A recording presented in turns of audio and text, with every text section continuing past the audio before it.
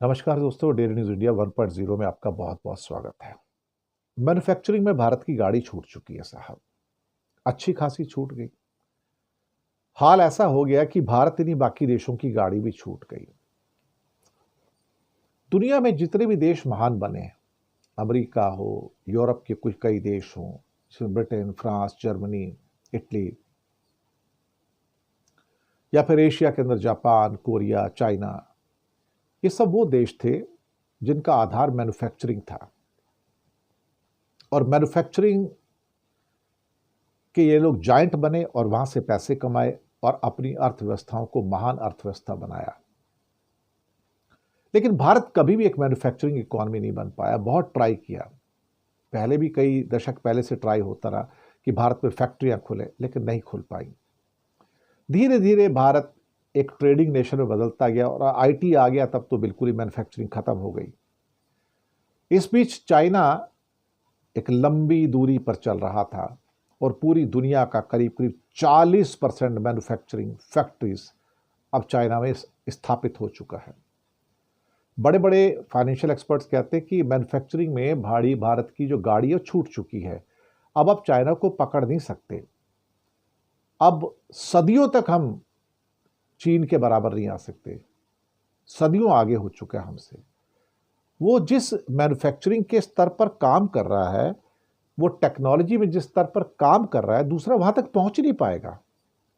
जैसे कि अभी उन्होंने एक मैग्लेव ट्रेन का उद्घाटन किया, टेस्टिंग किया, 700 किलोमीटर की स्पीड से ट्रेन चलेगी। अब ये दुनिया में पहले कभी हुआ नहीं ना। आप तो प्लेन के मुकाबले आगे, बिल्कुल। प्लेन की स्पीड 900 किलोमीटर, ये 700 किलोमीटर। ये सिर्फ चाइना ही कर सकता है ना। तो कहीं ना कहीं हमारी गाड़ी तो छूट गई और हम वहां पे पहुंच ही नहीं पाए। उसके बाद एक चीज होती है एडवांस मैन्युफैक्चरिंग, जो आजकल की इलेक्ट्रॉनिक मैन्युफैक्चरिंग है, जिसमें रेयर अर्थ भी है, सेमीकंडक्टर्स भी हैं, एआई चिप्स भी हैं, या फिर आपकी सेमीकंडक्टर बनाने वाली एएसएमएल टाइप की मशीनें भी हैं, जो बहुत हाई लेवल की टेक्नोलॉजी है। हम तो वहां पर है ही नहीं। लेकिन चाइना उसके अंदर भी इतना आगे चला गया है कि 2030 तक ऐसा अनुमान है यूनिडो का, United Nation Industrial Development Organization, कि चाइना दुनिया का 60% उत्पादन करेगा एडवांस मैन्युफैक्चरिंग का। तो बाकी किसी देश में तो मैन्युफैक्चरिंग के लिए कोई जगह ही नहीं बचेगी। देखा जाए तो कोई स्थान ही नहीं बचेगा वहां पर। तो लोग करेंगे क्या? और इंडिया में जो जो फैक्ट्रियां हैं वो भी बंद होने के कगार पर है, क्योंकि हर चीज तो चाइना से आती है। आप रोकोगे कैसे? आप कहते हो कि मैं कस्टम ड्यूटी बढ़ाऊंगा, जैसे अभी मोदी जी ने अनाउंस किया है कि कस्टम ड्यूटी बढ़ा के चीन से जो चीजें आ रही हैं, उसका जो चीजें आ रही है उसको रोकना है। लेकिन आप रोक नहीं पाएंगे ना उसको। कस्टम ड्यूटी बढ़ा के आप कितना रोक लोगे? अल्टीमेटली वो तरीका ही गलत है। आप तो फिर से लाइसेंस राज में चले गए, 1960, 70, 1980 के राज में चले गए। और उस तरीके से आप अपना रेवेन्यू बढ़ाना चाहते हैं और चाइना को रोकना चाहते हैं। ये तो फिर ऐसे हो गया, आप हवा को रोकना चाहते हैं या इंटरनेट को रोकना चाहते हैं, जो आप रोक नहीं पाएंगे। अब वो दिन खत्म हो गए जब आप चाइना के ऑन स्लॉट को रोक पाएंगे। आप उसके कंज्यूमर गुड्स को रोक नहीं सकते। आप रोकेंगे तो आप दुनिया के जो वर्ल्ड सीन है वहां से बाहर हो जाएंगे। ये बात तो सही है ना।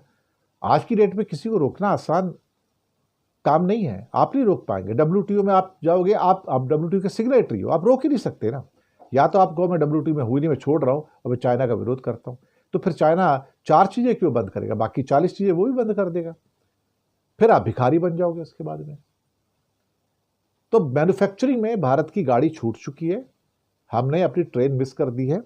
अब हमारे पास जो छोटा मोटा है वो बना के गुजारा कर लो। और बाकी चीन से जो हमारा 120 और 150 बिलियन डॉलर के बीच का आयात है हांगकांग को मिला के, ये और बढ़ता चला जाएगा, ये कम नहीं होगा। अगर कोई सोचता हो कि ये कम हो जाएगा, मुझे लगता है कि we are living in fools world actually. शुक्रिया आपका।